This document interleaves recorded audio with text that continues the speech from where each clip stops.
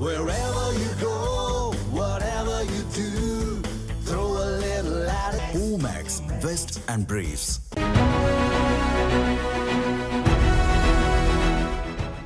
சேலம் மாவட்டம் சங்ககிரி அருகே வெட்டப்பட இருந்த 2 அரச மரங்களுக்கு மறுவாழ்வு அளித்து புதிய இடத்தில் மீண்டும் உயிர்ப்பித்துள்ள தன்னார்வலர்களின் முயற்சி பொதுமக்களின் பாராட்டை பெற்று வருகிறது. சங்ககிரியில் செயல்பட்டு வரும் பசுமை சங்ககிரி, தண்ணீர் அறக்கட்டளை, லாரி உரிமையாளர்கள் சங்கம், சமூக நல அறக்கட்டளை ஆகிய அமைப்புகள் இணைந்து இதுவரை 1,00,000க்கும் மேற்பட்ட மரக்கன்றுகளை நட்டுள்ளதுடன் 50க்கும் மேற்பட்ட பெரிய மரங்களுக்கு மறுவாழ்வு அளித்துள்ளனர். இந்த நிலையில் சங்ககிரி அருகே வடுகப்பட்டியில் உள்ள கன்னட வீரமாத்தி அம்மன் கோயில் வளாகத்தில் சுமார் 10 ஆண்டுகளாக வளர்ந்து வந்த 2 அரச மரங்கள் கோயில் திருப்பணிக்காக அகற்றப்பட வேண்டிய சூழல் ஏற்பட்டது. மரங்களை வெட்டுவதற்கு பதிலாக அவற்றை வேறு இடத்திற்கு மாற்றி உயிருடன் காப்பாற்ற முடிவு செய்த தன்னார்வலர்கள் பொக்லைன் இயந்திரம் உதவியுடன் சுமார் 12 மணி நேரம் போராடி வேர்களுக்கு சேதம் இன்றி 2 மரங்களையும் பெயர்த்தெடுத்தனர். எங்கள் ஊர் சங்ககிரி ஈஸ்வரன் கோயில் முன்னாடி இருந்த 100கணக்கான வருடங்களான ஒரு அரச மரத்தை வெட்டி எடுத்தாங்க கோபுரங்கள் கட்டுறதுக்காக. அதை பார்த்துட்டு ரொம்ப மனசு கஷ்டமாகி 2013 பள்ளி மைதானத்தில் 70 மரக்கன்று நட்டோம். அதை வளர்த்திட்டு இருந்தேன் தனியாக. எனக்கு பொதுமக்களும் சங்ககிரி லாரி சங்கம் ரொம்ப சப்போர்ட் பண்ணால ஒரு டீமாக உருவாகி 2016 ஒரு 30,000 மரங்களுக்கு மேலே நெட்டு வளர்த்திட்டு இருக்கோம்.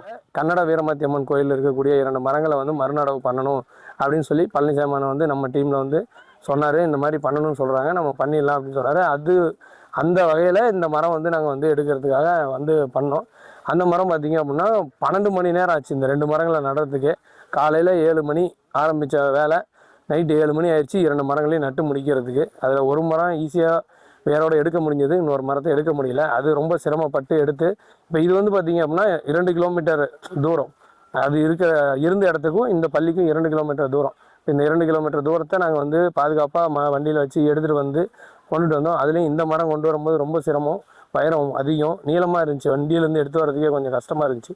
இருந்தாலும் கொண்டுட்டு இந்த இடத்துல வண்டி கூட டிராக்டரே கவுந்துச்சு.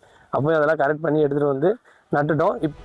பின்னர் அந்த 2 அரச மரங்களும் வடுகப்பட்டி பொன்னியம்மாள் ரங்கசாமி அரசினர் உயர்நிலைப்பள்ளி வளாகத்தில் மறுநடவு செய்யப்பட்டன.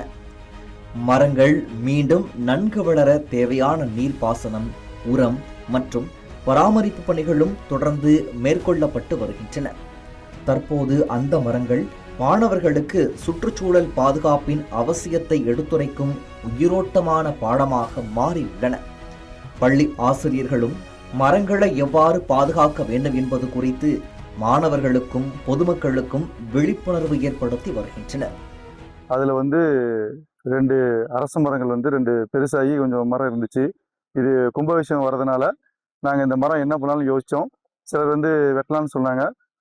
நாங்களாம் ஒரு சிலர் இது வெட்ட வேண்டாம், இது மரம் அப்படியே எடுத்துகிட்டு போய் வேறு இடத்துல வைக்கலாம் அப்படிங்கிற மாதிரி முடிவு பண்ணி சங்ககிரி சேர்ந்த மரம் பழனிசாமி என்பவர் அவரை அணுகி இந்த மாதிரி எங்கள் கோயிலில் மரம் இருக்குது, இந்த மாதிரி எடுத்து வேறு இடத்துல வச்ச நல்லாயிருக்கும், எங்களுக்கும் நல்லாயிருக்கும், எங்களை சார்ந்த ஊருக்கும் இது பெருமையாக இருக்கும் அப்படிங்கிற முறையில் அவங்கள அலண்டி மொத்த இருக்கிற சமூக ஆர்வலர்கிட்டையெல்லாம் தெரிவித்து எல்லாம் ஒரு டீமாக சேர்ந்து இந்த மரத்தை நம்ம படுகுப்பட்டியில் உள்ள அரசு உயர்நிலைப் பள்ளியில் இந்த புதுசாக மறுநடவு செஞ்சுருக்கிறோம். வணக்கம். நாங்கள் சங்ககிரி அரசு உயர்நிலைப்பள்ளி வடுகப்பட்டி.